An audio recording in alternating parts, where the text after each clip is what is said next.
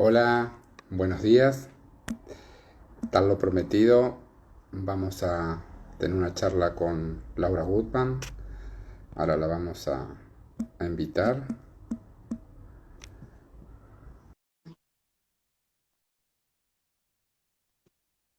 Vamos a esperar que se conecte. Ahí me dice que está, pero bueno, ahí está. Hola Laura, ¿Qué tal, Marcelo? Buen día. ¿cómo estás? ¿Salió bien, por suerte? Rápido la conexión, un día de lluvia aquí en Buenos Aires, que todo se dificulta, así que bueno, arrancamos, ¿te parece? Por Ya supuesto. las personas que te siguen, ya un poco sabemos de lo que se trata, así que yo te quería preguntar, después de que hacemos los procesos de BH o cuando con los consultantes hacemos procesos de BH, la gran dificultad que los consultantes reconocen, entre otras cosas, es que no fueron amados como realmente necesitaron en la etapa del maternaje. Ahora, reconociendo esa situación que nos pasó en la infancia, ¿cómo puedo yo generar el amor hacia otras personas? Y otra pregunta, ¿es necesario amar a otras personas? ¿Y por qué? Bueno, ahí ya estamos más filosóficos. A ver, yo creo, Sí. claro, claro que podemos, siempre podemos, sobre todo porque la capacidad de amar está inscripta en nuestro ADN. Nacemos las criaturas con una capacidad de amar intacta, que tuvimos que un poquito mandar a la sombra o dejar de lado para poder sobrevivir. Sobre todo porque cuando fuimos niños, básicamente necesitábamos sentirnos amados y los niños somos absolutamente dependientes de los cuidados maternos, envueltos en el mayor cobijo, amor y disponibilidad materna o de la persona que nos haya eh, criado. A ver, cuando en la biografía humana primero miramos con ojos bien abiertos nuestra Ujú. realidad, lo que tenemos es alivio, porque eso que siempre hemos sentido, lo hemos sentido siempre y es verdad para nuestro corazón. Pasa que las interpretaciones que después hemos tenido, propias o de otros, bueno, eso en una de esas lo hemos ordenado o entendido de una forma distinta. Pero cuando el viajador pone palabras, nos trae alivio porque encaja eso que siempre sentí con lo que ahora estamos ordenando. Así que lo primero que hay es alivio. Nadie va a descubrir nada que en verdad ya no hayamos sabido con anticipación. Ahora, una vez que hacemos el proceso de biografía humana y miramos con ojos bien abiertos nuestra realidad emocional del cual provenimos y miramos los mecanismos que hemos desplegado para sobrevivir y miramos cómo es nuestra vida hoy, siempre podemos amar. Esa es una decisión. Es una decisión. Quiero darle prioridad al bienestar del otro, quien sea, mi hijo, mi pareja, mi hermano, mi amigo, mi vecino, mi mascota. ¿Quiero darle prioridad o todavía voy a vivir una vida, si me permitís, tan miserable que todo lo que hago es llenar yo mi propio agujero emocional? Siempre puedo, pero se requiere primero buenas intenciones y después cierto entrenamiento. Y los viajadores también acompañamos en ese entrenamiento para no hacer en automático lo que hemos hecho siempre. Y si hacemos siempre lo mismo, vamos a obtener siempre los mismos resultados, que es menos interés en la vida, ¿no? Y mayor insatisfacción. Ahora, tu segunda pregunta más filosófica, que es, ¿por qué tendríamos que todos tener un propósito en la vida y por qué tendríamos que amar? Podemos vivir una vida más miserable. De hecho, la mayoría de la vivimos. Pero yo creo que la felicidad, el éxtasis de la felicidad se siente cuando amamos, no cuando me aman, en la medida que seamos adultos, ¿no? Y tocar esos lugares, como digo, de éxtasis, de felicidad así absoluta, sería una pena pasar por esta vida sin haberlo sentido. Ujú.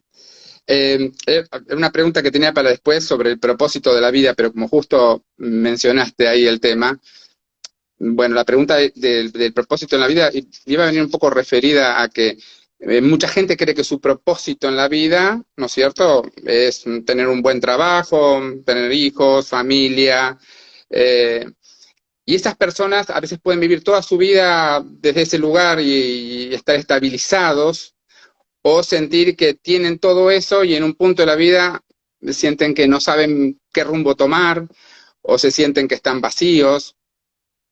¿Qué podemos decirle a esas personas?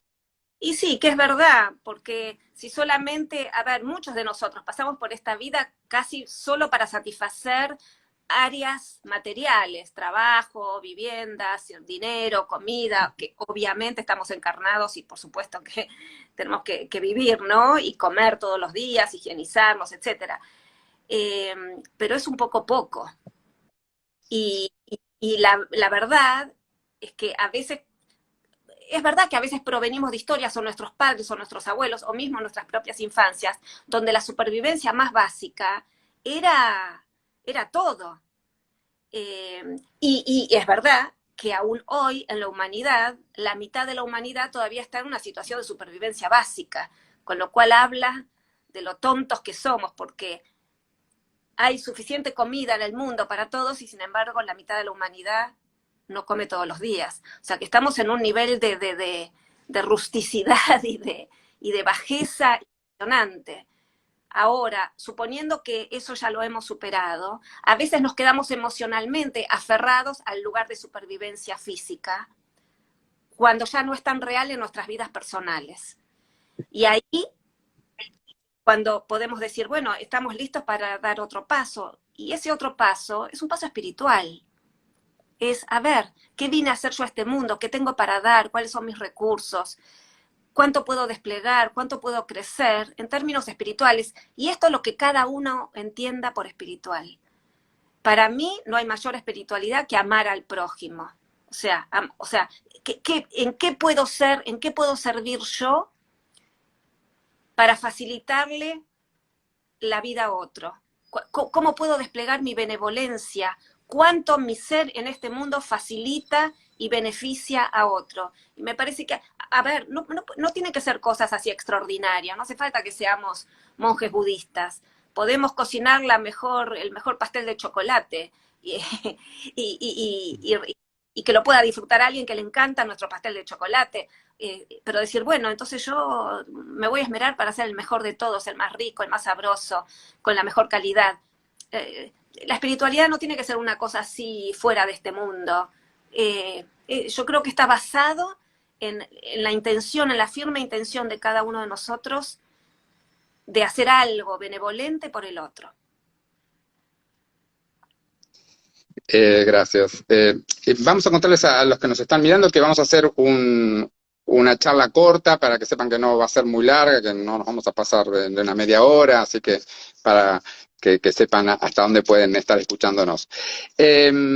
Nosotros también hablamos de lo que vos llamás el ser esencial. Sí. ¿Podemos contarle un poco a las personas que no saben a qué nos referimos cuando hablamos de nuestro ser esencial? Sí, yo lo nombro ser esencial, pero hay otras personas que lo llaman el yo auténtico, el sí Ujú, mismo, el self, el yo espiritual, qué sé yo, hay palabras. ujú, Pero a mí el ser esencial me gusta, no sé de dónde lo saqué hace tantos años, ujú.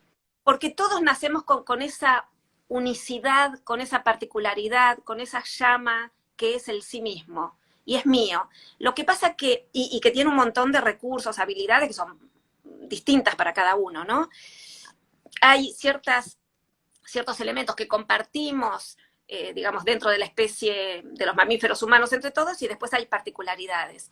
Ahora, como provenimos de infancias en principio bastante distanciadas de las expectativas que traíamos al nacer como especie de mamíferos, hemos tenido que adaptarnos y hacer una cantidad de cosas para poder sobrevivir. Sobrevivir a veces a la falta de comida, pero muchas veces a la falta de amor, a la falta de comprensión, a la falta de amparo, a la falta de suavidad y de ternura y de compasión de nuestra madre o de la persona que nos haya criado. Entonces nos vamos generando, como nos vamos poniendo capas, como si, como si tuviéramos que distanciarnos de ese ser para poder sortear esas instancias que fueron muy duras. A eso yo lo llamo el personaje, algo que nos tuvimos que vestir, pero es como nuestro traje de supervivencia. El gran problema, por supuesto que ese traje de supervivencia lo hemos podido adoptar gracias a la inteligencia de nuestra conciencia, porque si no nos morimos y bueno, no, la verdad que esto es demasiado difícil y me muero cuando soy niño.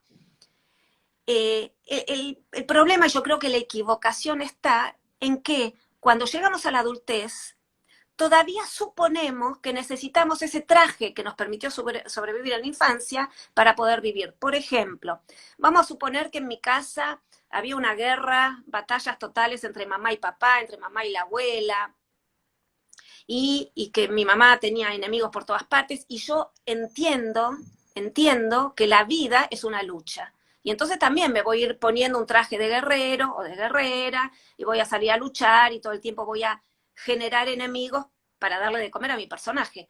Y eso es una equivocación, porque quizá cuando soy adulto, la verdad que es una construcción mía, eso de que tengo que siempre luchar porque la vida es un lugar hostil.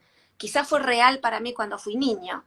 Entonces quedó tapado, quedó escondido adentro de ese traje el ser esencial. Y esto es lo mismo para alguien que se pone el traje de guerrero, para el que se pone, el que se esconde en una cueva, para el que, qué sé yo, el que es rígido y es obediente y es soldado y cree que la vida es obediencia pura. Es lo mismo para el que se refugia en una burbuja de fantasía. En fin, en todos mis libros están descritos cientos de personajes posibles y hay muchos más que los trabajamos en cada biografía humana, como vos sabés. Pero justamente cuando la biografía humana casi podríamos decir que es un proceso de depuración del personaje que nos sirvió cuando fuimos niños y que ya no nos sirve más. Ese depurar, ese limpiar, ese sacar, hace de que finalmente volvamos a entrar en contacto con ese ser esencial, que es el ser puro, con las habilidades, con los recursos, con el amor, con la alegría, ¿no? que tenemos dentro, que es casi como volver a buscar a esa llamita de ese niño que nació y que después fue tapado y fue contaminado con miedos, exigencias, amenazas, castigos, violencia o lo que sea que nos haya pasado, y que ya no lo necesitamos más. Cuando somos adultos podemos volver a contactar, pero para eso hay que limpiar. Por eso creo que la biografía humana es un proceso terapéutico, si queremos, de depuración, hasta volver a encontrar. Y ahí aparece toda nuestra riqueza y nuestra capacidad de amar, porque nuestro ser esencial está intacto y puede amar espontáneamente. Si nos vamos acá, o sea, no hay que hacer nada, no es algo que hay que aprender, hay que sacarnos toda la basura emocional de la que estamos un poquito intoxicados. Eh, Algunas veces dijiste, o muchas veces dijiste también, que crecer implicaría perder beneficios. Entonces la pregunta sería, ¿qué beneficios tendríamos previamente por los cuales no quisiéramos crecer y entonces crecer no me beneficia? Sí, es buena esta pregunta y tiene cierta trampita. Eh, a ver, todos los personajes que vengo yo contando, que son la cantidad de mecanismos que usamos para sobrevivir a una infancia que fue muy sufriente, fueron muy importantes cuando fuimos niños. Pero esta cosa que tenemos de aferrarnos a estos personajes todavía es dentro de una vivencia muy infantil. Va a venir el lobo y me va a comer. Si no hago todo, si no obedezco al máximo, va a venir alguien y me va a amenazar y me va a castigar porque no lo hice bien. Si salgo de mi cueva, la vida es peligrosa. O sea, son todas vivencias infantiles que las arrastramos durante la adultez. ¿Qué pasa? En la biografía humana, primero recorremos, miramos, establecemos todo esto, hay como una primera parte relativamente rápida, cada consulta. Pero la primera parte donde establecemos a ver qué tenemos es bastante rápida en la biografía humana, a diferencia de muchas otras terapias que, bueno, que estamos años dando vueltas sobre lo mismo. Una vez que miramos con ojos bien abiertos y que consultante y viajador estamos más o menos de acuerdo en que efectivamente esto fue lo que pasó, esto fue lo que hice, usé este personaje. A ver, después está la propuesta de crecer. ¿Qué sería crecer? Darme cuenta de que el personaje no lo necesito más, Pero ¿qué pasa? Ujú. Yo tengo la sensación que si me saco el personaje, voy a perder los beneficios que el personaje me otorgó, pero que son infantiles. Y además es una equivocación. Por ejemplo, vamos a suponer que soy un guerrero bravísimo, ¿no? Eh, tengo la sensación que si me saco el traje, ¿no? Todo esto, y dejo la lanza, y dejo las pistolas, y dejo las ametralladoras, me van a hacer daño, porque esa es mi vivencia infantil. Entonces prefiero quedarme con mi personaje guerrero, y entonces ahí es donde prefiero. ¿Y cuáles son los beneficios? Que los demás me tienen miedo a mí. Entonces nadie me puede hacer daño, porque yo soy temible. Pero es un beneficio falso, porque es un beneficio dentro de la creencia de mi vivencia infantil. O para poner otro ejemplo, estoy me armo mi burbuja de fantasía y entonces dentro de mi burbuja hago de cuenta que la vida es toda rosa y entonces no contacto con la realidad. Yo tengo la sensación que si bajo de la burbuja y abro la puertita y salgo, el mundo va a ser tan horroroso que no lo voy a poder tolerar. Entonces me quedo armándome la fantasía de que el mundo y mi entorno y mis hijos y mi pareja y todos, y yo en vez de acceder a la realidad del otro, me la invento. Ahora, cuando miramos en la biografía humana y estamos en condiciones los viajadores de ofrecerle a ese individuo de salir de esa burbuja y contactar con la realidad, la persona en una de esas, ¿qué es perder beneficios?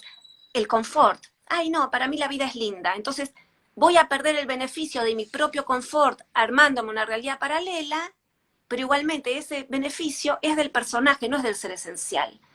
Entonces, es verdad que muchas veces en esta instancia, las personas que atraviesan la biografía humana deciden, a veces por un tiempo, porque es medio misterioso, ¿no?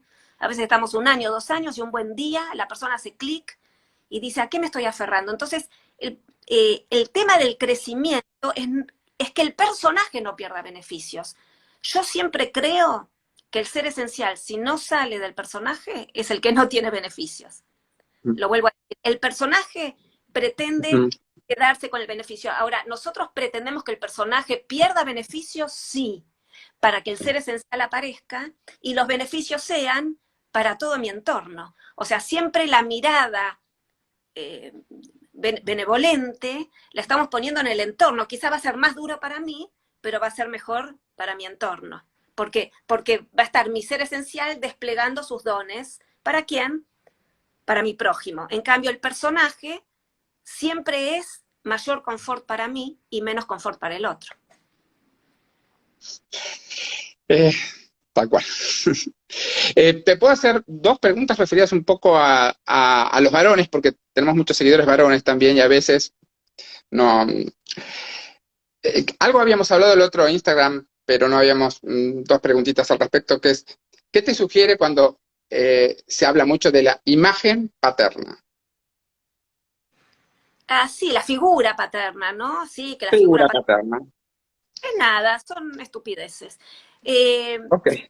a ver, pero lo vamos a decir muy, porque todo ¿por qué? ¿Por qué la Por- madre? ¿Por es- tanto énfasis en la madre? Y el padre, ¿eh? Eso es lo que decimos las mujeres. Y el padre, lamentablemente, y esto no es lo que a mí me gusta o lo que a mí me gustaría, yo siempre hablo desde la casuística. Nosotros tenemos un nivel de casuística impresionante. O sea, miles de personas atendidas cada año.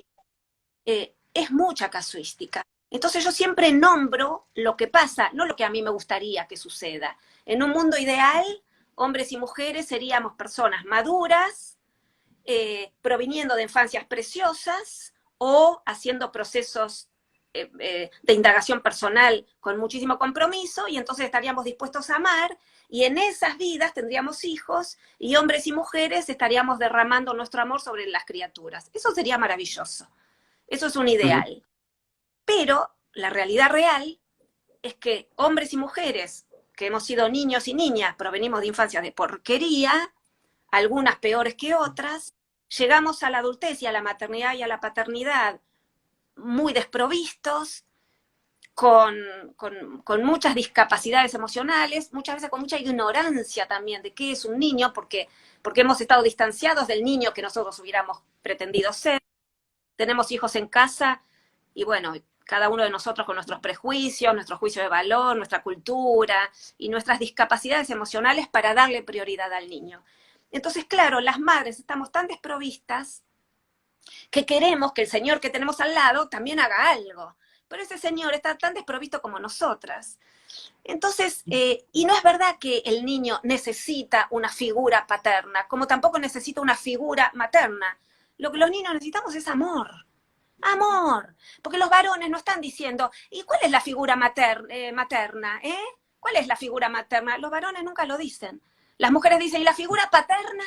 Entonces, acá el problema no es que los niños no necesitamos una figura, necesitamos amor. Si recibimos amor de una madre y un padre, de 3 tíos, de 4 abuelos, de una comunidad entera o de un rinoceronte, está muy bien. El problema no es la figura, lo que pasa es que eso también son muchas desviaciones de supuestas teorías psicológicas muy obsoletas, por eso esta no es la teoría, esta es la realidad. ¿Qué necesitamos los niños? Sentirnos amados. ¿Quién nos ama? El que haya. Mamá no nos puede amar, y es bastante difícil que si mamá no nos puede amar, haya otras personas muy involucradas en nuestra vida que nos puedan amar. Es difícil. ¿Es imposible? No. Tendría que contar con los dedos de la mano alguna biografía humana donde mamá no nos pudo amar, pero apareció alguien que sí nos pudo amar.